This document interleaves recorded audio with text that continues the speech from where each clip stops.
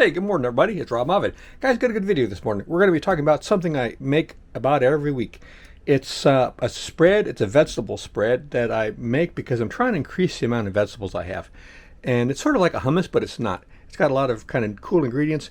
We start off with a can of peas, sweet peas, and we're putting them in first because they're very soft. It's going to be easy for the blade to mix because afterwards we're going to be adding an entire can of chickpeas. So the main ingredients are chickpeas and green peas, but then we got a ton of other spices and herbs, and we throw in a little bit of mayonnaise and some other secret ingredients. So let's start putting in some of the spices and flavorings. That was salt, a little pepper. Ooh, goodness gracious. Goodness gracious. We like pepper, but we don't like that much pepper. Okay. Now, throw in some garlic, and after we add garlic, you always want to add parsley. And I don't have fresh parsley, but I have some dried parsley. We're going to throw in the last of the onion powder. And this is very important, a little bit of turmeric. We don't want to add a lot because I don't like the flavor, but I love the color. When you're finished, it has a color sort of like the you know when you make deviled eggs and it's kind of creamy and yellow, that's what it's going to look like. And actually it's going to kind of taste like this too. We've got some Italian seasoning. If you look at all the ingredients in Italian seasoning, it's a superfood. You've got thyme, marjoram, sage. You've got all sorts of really good oregano, all sorts of really good spices in there. Now, throw in just a little bit of ketchup because it's got a little bit of sugar and we want a little bit of sugar. This Italian seasoning has some oil. In the future, I'm going to be using a different oil. I don't have any. I've had some olive oil right now. I would add some, but I don't. And a little bit of lemon juice. I'm all out of lemon juice, just about.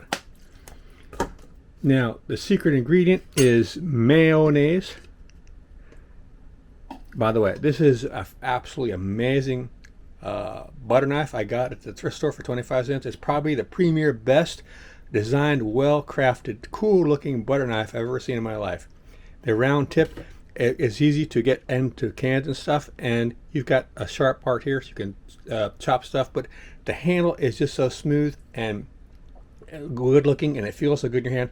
I will defy you to find a better-looking, well-made, fantastic-looking, inexpensive butter knife on planet Earth. It's just amazing. I think made in Korea.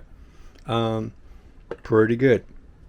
I told one of my friends, and he bought all the rest of them that were there. Now, we're going to add a secret ingredient. Sparkletini. It's raspberry champagne. Just a little bit, because it's going to be dry. We want to add some liquid.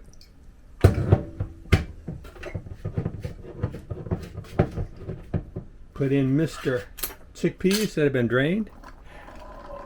It's cheaper to use fresh cooked, but if you have these in the can, they're good to go. Now, this is going to mix for a couple minutes, so let's pause for station identification. Okay, this is a little too dry. We're going to add a little more mayonnaise. We could add more liquid, but I think in this case we'll add a little more mayonnaise and chop it down a little bit.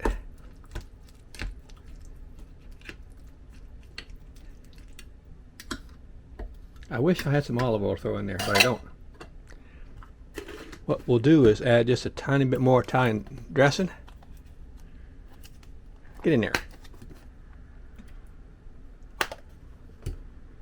You can always add more. It's hard to add less.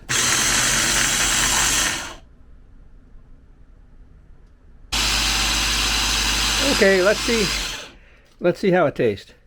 See, we've got a nice kind of yellowish, greenish color. The parsley gives it a green. If you leave out the parsley, it's going to be a lot more yellow. And if you have it too dry, you can add more liquids. You can add more oil would be ideal. Or sparkletini. This is just raspberry champagne, you know. There we go.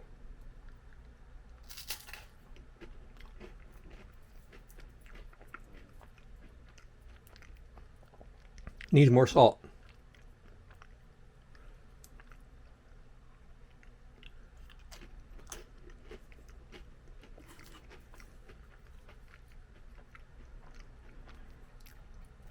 The texture is like the filling you have in a deviled egg. It's creamy, it's soft, it doesn't taste like beans, and it has some nice back flavors because of the spices. And during the day, I'll have this on bread or crackers, but often I'll just get a spoon and have a big spoonful. And so during the day, I'll have actually a couple servings of vegetables, the peas and the chickpeas. It's just another way to add vegetables and fruits and things like that to my diet that I wouldn't ordinarily have.